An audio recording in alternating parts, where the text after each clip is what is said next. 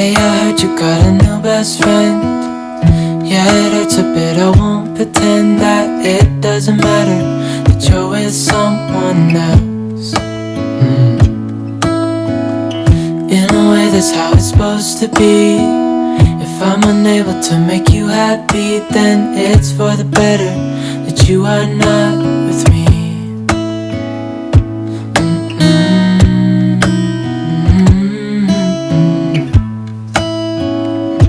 That's why I wrote you a letter. Herzlich willkommen auf meinem Kanal Landlust Design zum Garten-Update Folge 7. Ich heiße euch alle herzlich willkommen. Wadikrab Pipi, Wadikrab Tukon. Heute, wie immer, Sonntag, werde ich euch das Garten-Update bringen für den Montag. Werde euch ein bisschen zeigen, was sich hier so getan hat, wieder innerhalb einer Woche. Und heute bei einem, sage ich mal, leicht regnerischem Himmel, aber es hat vorher nur, glaube wahrscheinlich gefühlte 20 Tropfen geregnet. Es donnert zwar und blitzt noch um mich rum und hoffe, dass ich das Video jetzt noch fertig machen kann. Gestern habe ich geräuchert. Das Räuchervideo seht ihr dann aber erst nächste Woche. Heute Abend ist ja meine Premiere von einem anderen Video. Ich hoffe, ihr schaut das an und ich hoffe, dass ihr voller Spannung auf das Räuchervideo wartet, was dann eben nächste Woche Sonntag kommt, und wünsche euch jetzt in dem Fall viel Spaß mit dem Garten-Update Folge 7. Und wie immer würde ich mich natürlich freuen, wenn die neuen Zuschauer meinen Kanal abonnieren und fleißig liken, fleißig teilen und gern kommentieren. Ich werde alles beantworten und dann wünsche ich euch jetzt viel Spaß mit dem Update aus dem Garten.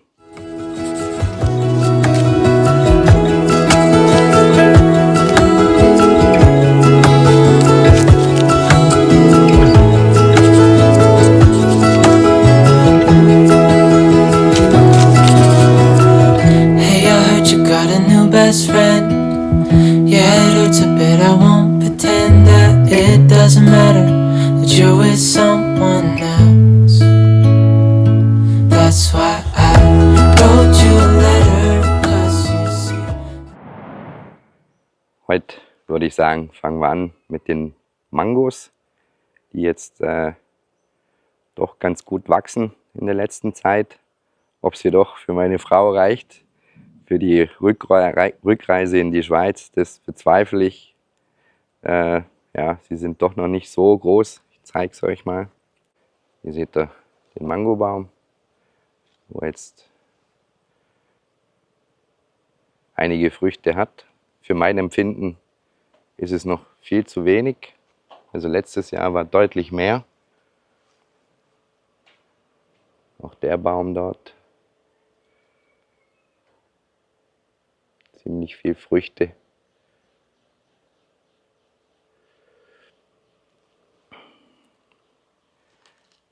Ansonsten natürlich von den Blumen her. Da ist es jetzt so langsam an der Zeit. Ich werde jetzt trotz der schönen Blütenpracht, werde ich die wieder beschneiden müssen. Werde die wieder ein bisschen in Form schneiden müssen. Da ist noch der andere Mangobaum. Eben früchtemäßig von den Mangos her finde ich es persönlich dieses Jahr viel zu wenig. Hier seht ihr jetzt noch meine Feige, die ich ja damals über den Absenker da gepflanzt hatte, wo jetzt im Rohr. Die wächst wirklich auch hervorragend. Bin auch froh, dass Cola und Coco mir die Feige in Ruhe lassen. Und vermutlich habe ich den Störenfried, der meine Aubergine ausgegraben hat, wahrscheinlich jetzt doch identifizieren können, beziehungsweise ich hatte anfangs vermutlich eine falsche Vermutung. Ich dachte eigentlich, dass das Cola war, aber ich habe jetzt gerade heute Coco, den beigefarbenen Rüden, in meinem Rondell erwischt. Also ja, wer es letztendlich war, kann ich immer noch nicht sagen, aber ich weiß, dass Coco also doch auch dort in das Rondell geht. Aber mittlerweile habe ich ja eben die Aubergine verbarrikadiert, also da können sie im Moment nicht mehr dran. Und ja, ich hoffe, dass die wieder ein bisschen anwächst. Die war ja komplett ausgegraben, das zweimal. Und hoffe, dass die jetzt doch dann wieder ein bisschen anwächst. Dann von den Limetten her, da tut sich im Moment jetzt auch noch nicht so viel. Ich sage danke nochmal für den Tipp mit dem Pinsel, also mit der Blüte, die Blüte quasi mit dem Pinsel ein bisschen zu bearbeiten. Ich habe das jetzt noch nicht gemacht, weil die Blüten im Moment noch nicht offen sind. Aber sobald die jetzt aufgehen, werde ich den Versuch mal starten, da sage ich mal, als Befruchter tätig zu werden, dass ich dann doch noch hoffentlich ein paar Limetten bekomme. Auch das ist dieses Jahr meines Erachtens nach viel zu wenig. Und mal schauen, was noch passiert. Ich zeige euch mal die 3 kleinen Bäume, die wir hier hatten oder haben. Das ist eben der eine Baum, der eigentlich sonst auch immer ganz gut Früchte hatte. Daneben die kleine Ananas noch.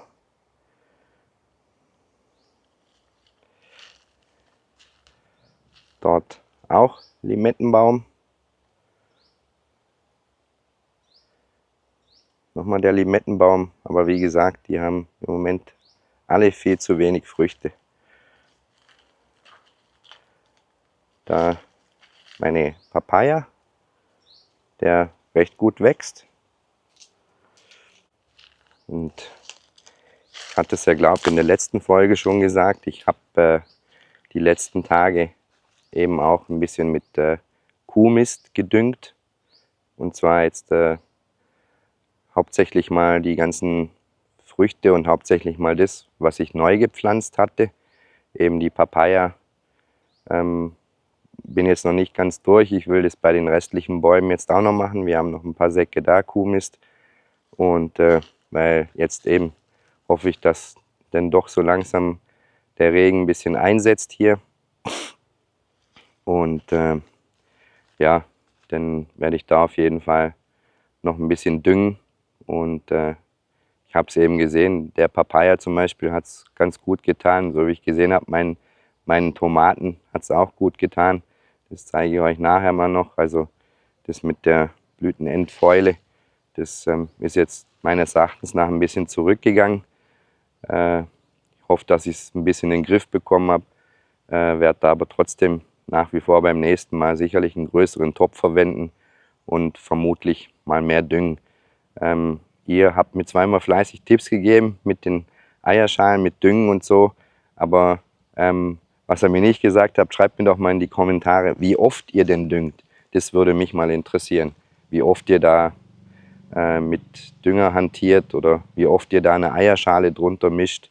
Das würde mich mal interessieren, in welchen Abständen ihr das macht. Without you, but right now I don't know what to do. It's hard to get over. You chose someone else, a new best friend.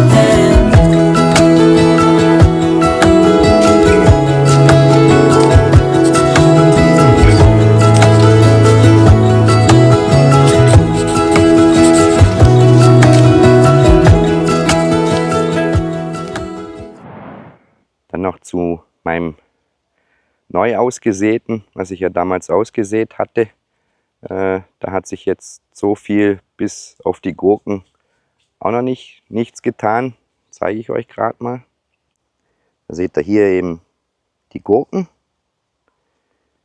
Die Melonen hatte ich ja in das große Betonrohr schon gesetzt. Die wachsen eigentlich auch ganz gut. Und dort hatte ich ja eine Gurke gesetzt und eine Melone. Das wächst eigentlich auch ganz gut. Wo eben so im Moment noch gar nichts passiert ist beim Lamut. Die Papaya, da sieht auch noch nichts danach aus. Ob das, was jetzt da kommt, ein Pfeffer ist, das bezweifle ich im Moment noch. Da warte ich mal noch ab, was da passiert. Ja, ansonsten meine Auberginen, die wachsen nach wie vor. Dort hinten die Chili-Bäume, die 2, da habe ich auch ordentlich Chilis schon dran. Ansonsten eben mit dem Garten, da werde ich jetzt, dadurch, dass ich die letzten Tage auch bei der Schwägerin beschäftigt war, seht ihr ja, ist bei mir im Garten im Moment auch nicht viel passiert. Da werde ich auch die Passion Fruit mal wieder beschneiden müssen. Werde natürlich auch meine Blumen hier mal wieder beschneiden müssen. Die sind mittlerweile alle schon wieder zu hoch. Und dementsprechend werde ich die nächsten Tage, denke ich, nutzen, um hier bei mir im Garten mal wieder alles auf Vordermann zu bringen. Dann hier der Teich, wo die Bua, also die Lotus, schön auch wachsen. Und da hinten eben die Chili-Bäume. Von den Maplan her, von den Pflaumen, von den orangefarbenen, da haben wir jetzt zwar immer noch welche dran, aber die sind alle noch nicht reif und können noch nicht gepflückt werden. Da werde ich noch ein bisschen warten, bis es denn soweit ist. Ich habe gesehen, bei uns am vorderen Baum mittlerweile, der hat auch schon ordentlich Früchte, aber alles eben noch nicht reif. Dann haben wir natürlich auch wie immer noch Kanun.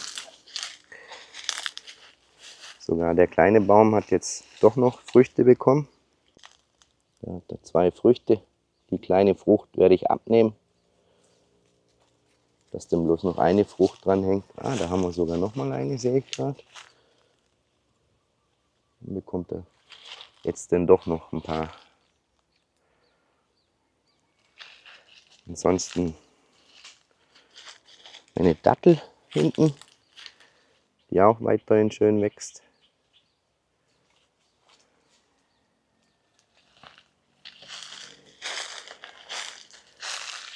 Dann noch den Shampoo-Baum, der doch auch noch ein paar Früchte hat. Aber die eben, wie gesagt, recht verwurmt sind. Ja, heute ist ja Sonntag. Heute werde ich noch den kompletten Garten noch bewässern, dass man wieder alles Wasser bekommt. Und ja, dann zeige ich euch mal noch die Tomaten. Hey, I heard you got a new best friend. Yeah, it hurts a bit, I won't pretend that it doesn't matter that you're with someone else. In a way, that's how it's supposed to be. If I'm unable to make you happy, then it's for the better that you are not with me.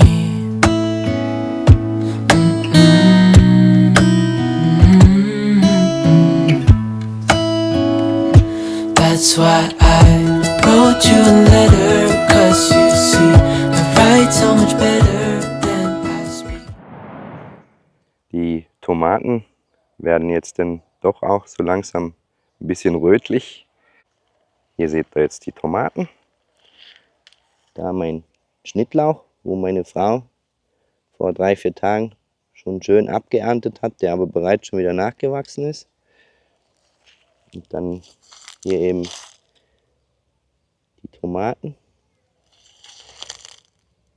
wo ich jetzt doch denn einige bekomme. Und eben, wenn man jetzt hier schaut, das mit der Blütenendfäule scheine ich ein bisschen durch den Kuhmist wahrscheinlich auch in den Griff bekommen zu haben.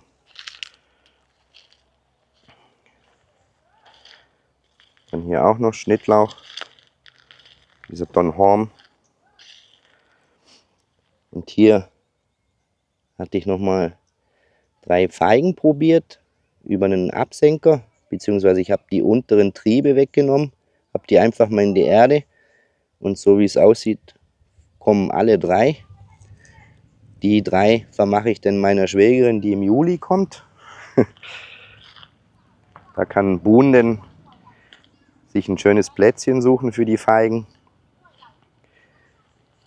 Hier die neue Bohne, Tuafagiao, wo ich gepflanzt hatte, die auch schön anwächst.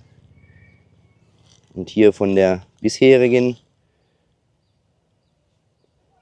von den Bohnen, da habe ich heute nochmal mir 4 Bohnen geerntet.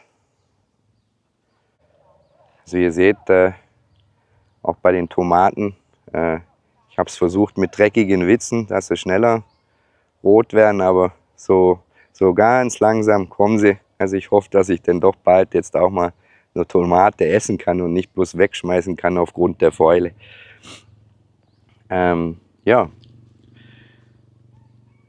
dann würde ich sagen, zeige ich euch mal noch, was sich so im vorderen Bereich getan hat vom Grundstück. Das ist so, was hinten so passiert ist. Wie gesagt, die Kanonen wachsen nach wie vor gut. Die Mangos kommen jetzt so langsam in Fahrt. Ja, die Passion Fruit ist sich wieder gut am Ausbreiten. Und ansonsten mein Gemüse, meine Kräuter wächst nach wie vor schön. Ja, bis auf das neu angesetzte mit dem Pfeffer, da muss ich jetzt mal schauen. Ich werde da sicherlich auch noch mal was ansetzen. Ich habe noch mal Töpfe gekauft, muss nur noch mal ein bisschen Erde mir besorgen und dann geht es auch dort weiter. It's for the better that you are not with me.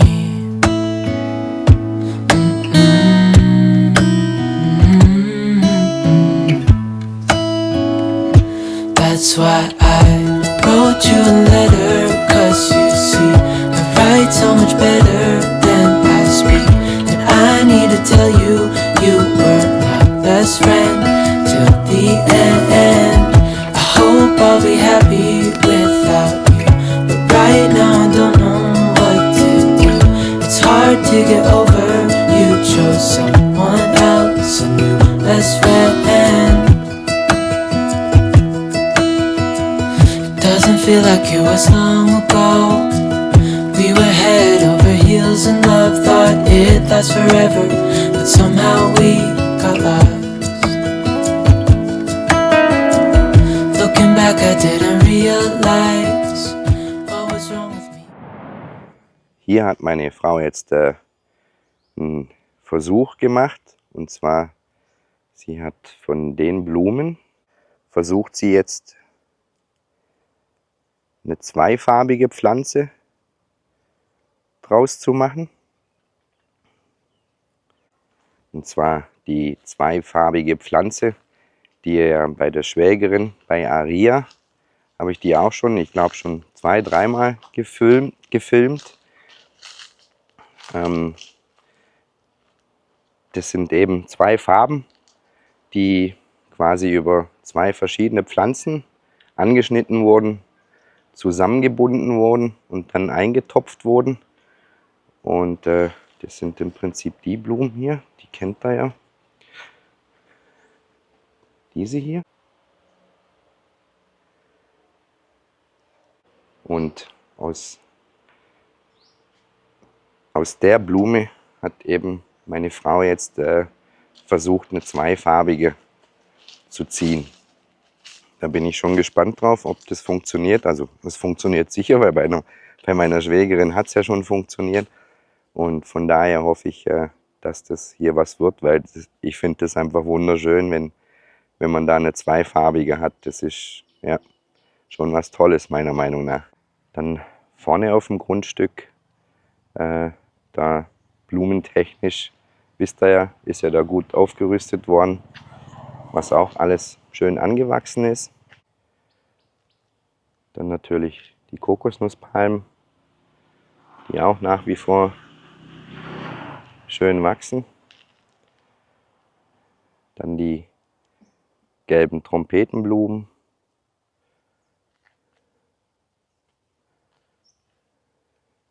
Diese Blumen.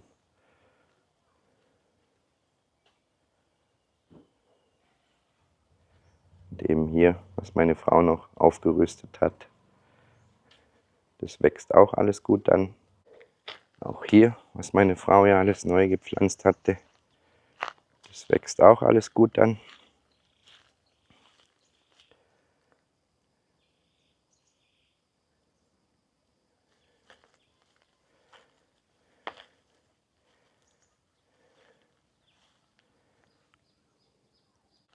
Ihr seht ja, kein Topf wurde leer gelassen. Ja, das ist so, was sich vorne getan hat. Wie gesagt, auch hier wächst alles nach wie vor. Und gerade vorne, da kommen jetzt auch nochmal diese Maplang. Und also da werden wir sicherlich hier noch eine Weile lang ernten können.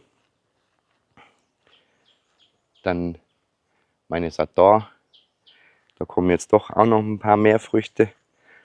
Bin ich jetzt auch gespannt, was da draus noch wird. Und dann hoffe ich, dass ich vielleicht auch noch ein bisschen Sator ernten kann. Und ja, das ist eben so, was sich hier im Garten so getan hat, sage ich mal, die letzte Woche. Also ist doch ein bisschen was. Wie gesagt, mit den Mangos geht es voran und mit den Limetten, die schleppen sich immer noch vor sich her. Aber der Rest, was ich alles so angesetzt hatte, angepflanzt habe, meine Frau, ihre Blumen, das wächst alles wunderschön. Right now I don't know what to do. It's hard to get over. You chose someone else, a new best friend.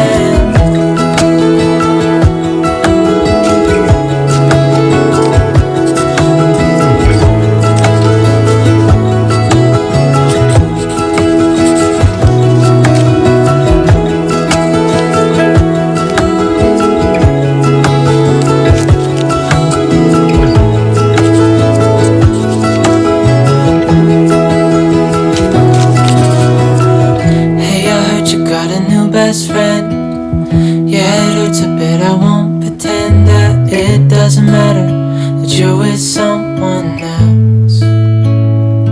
That's why I wrote you a letter, 'cause you see, I write so much better than I speak. And I need to tell you, you were my best friend till the end. I hope I'll be happy without you.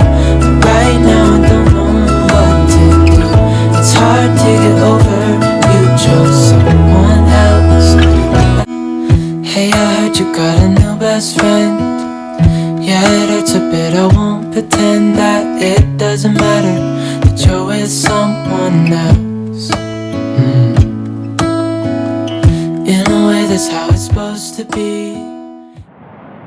Ich muss gerade ein bisschen schauen. Meine Hunde drehen hier auch schon durch, aufgrund der Hitze hier.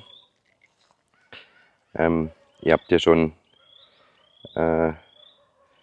gehört, sicherlich, dass dieses Jahr in Thailand eine wahnsinnige Hitzewelle erwartet wird, die jetzt, sage ich mal, bestimmt schon seit einer Woche hier anhält. Jetzt geht es ja auch wieder zur heißen Zeit, April. Und da ist Arbeiten oft nicht so einfach. Wir haben teilweise 37, 38 Grad, wo sich das aber gefühlsmäßig anscheinend ganz schön nach oben schrauben wird. Also sie erwarten hier eine gefühlte Temperatur von teilweise bis zu 50 Grad. Also sie erwarten hier auch wieder einige Hitzetote. Und dementsprechend werde ich auch meine Arbeitszeit wieder ein bisschen anpassen müssen. Ich werde wahrscheinlich wieder sehr früh am Morgen rausgehen, dann mittags einfach eine Weile ruhen und dann gegen den Abend nochmal was machen. So werde ich das jetzt, sage ich mal, ab jetzt bis April dann mal machen. Und wie gesagt, ich werde hier jetzt dann kommende Woche dann auf jeden Fall im Garten bei mir mal hier wieder alles auf Vordermann bringen. Und dann habt ihr beim nächsten Garten-Update dann sicherlich wieder ein bisschen einen schöneren Garten. Ich möchte mich dafür ein bisschen entschuldigen, dass alles gerade so ein bisschen kreuz und quer wächst. Aber eben die letzten Tage bin ich nicht dazugekommen. Werde jetzt da aber auch wieder angreifen. Bin auch so mit den Videos eigentlich wieder so ein bisschen im Zeitplan. Wie gesagt, das Video für nächste Woche Sonntag oder kommende Woche Sonntag für euch, wenn ihr das Video hier seht, werde ich heute Abend noch schneiden. Heute Abend ist ja wieder meine Premiere. Da hoffe ich, dass er fleißig zuschaut. Und an der Stelle möchte ich auch mal wieder einen ganz, ganz lieben Gruß an Robert absetzen, der auch schon fleißig in seinem Kleingarten in Berlin arbeitet, so wie ich gesehen habe. Werde euch seinen Kanal da auch nochmal verlinken. Verlinke ich dann oben. Könnt ihr da auch mal nochmal reinschauen. Der hat so einen kleinen Naturgarten in Berlin, den er da hegt und pflegt. Und sag mal ganz, ganz liebe Grüße zu dir, lieber Robert. Kämpf dort weiter, halt die Ohren steif, lass dich dort nicht unterkriegen und mach so weiter wie bisher. Meiner Meinung nach ist das nicht falsch. Und ansonsten, wie gesagt, wenn es dir zu bunt wird, kommst vorbei. Hier gibt es immer was zu tun. Dann wollte ich noch auch noch einen lieben Gruß an Peter sagen, der immer noch ein bisschen durch Krankheit geschwächt ist. Dir weiterhin gute Besserung.